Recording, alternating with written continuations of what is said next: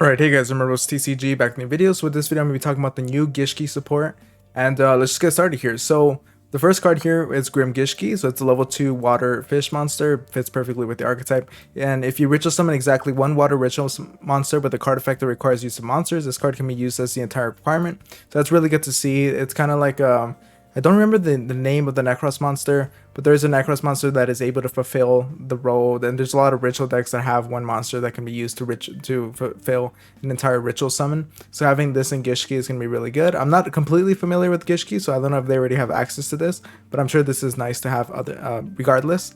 And if this card is normal or special summon, you can special summon one Gishki monster from your deck, except this card. Also, you cannot declare attacks for the rest of the turn except with ritual monsters. So the great thing about this card is that you're just able to special summon a Gishki monster from your deck.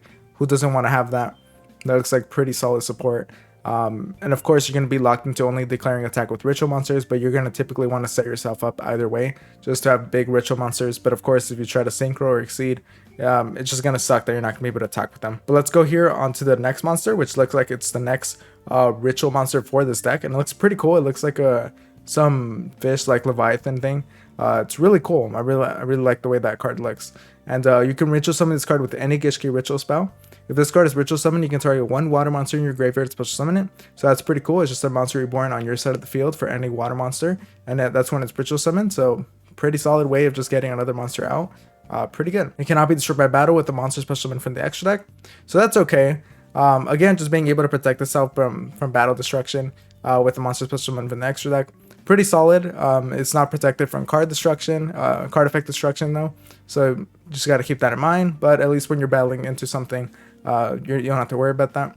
And then once per turn, when your opponent activates a monster effect, quick effect, you can return one Gishki ritual monster you control to the hand. And if you do, negate the activation. And if you do, shuffle that card into the deck. So Gishki now has a monster negate built into the ritual monster. It is at the cost of having to basically bounce back one of your ritual Gishki monsters, so that kind of sucks. But in doing so, you are able to negate, and instead of destroying, it's actually shuffling that card into the deck. So it's a non-target, non-destructive form of removal, which is actually really strong. And there's like really no benefit in your opponent if you're doing that, since it's not even being returned to the hand, it's being straight into the deck. So they're gonna it's gonna be detrimental for them. So pretty interesting boss monster. It's not super overpowered, but it looks like it is a pretty strong card nonetheless. And here is the new ritual spell card for the archetype. It's Gishki Icemear. So you can ritual summon one Gishki ritual monster from your hand by attributing either one face-up monster your opponent controls or monsters from your hand or field whose total levels exactly equal its level. And if you do, you lose life points equal to its original attack. So pretty solid. Just being able to ritual summon a Gishki ritual monster.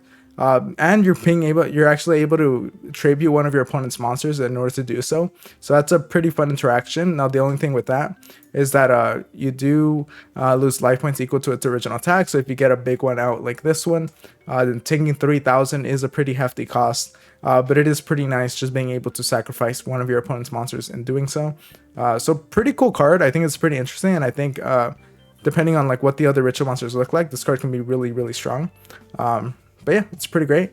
And then if this card is in your graveyard, you can target one Gishki monster in your grave, place it on top of the deck, and if you do, place this card on the bottom of the deck. So it's basically a way of recycling itself and recycling your Gishki monster by putting it on top of the deck in case you want to draw that the next turn or draw into it. So pretty interesting way of renewing itself.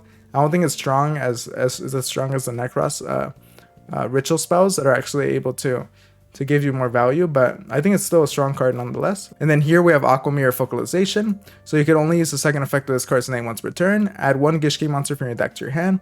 So that's pretty good, just being able to search out any Gishki monster from your deck to your hand.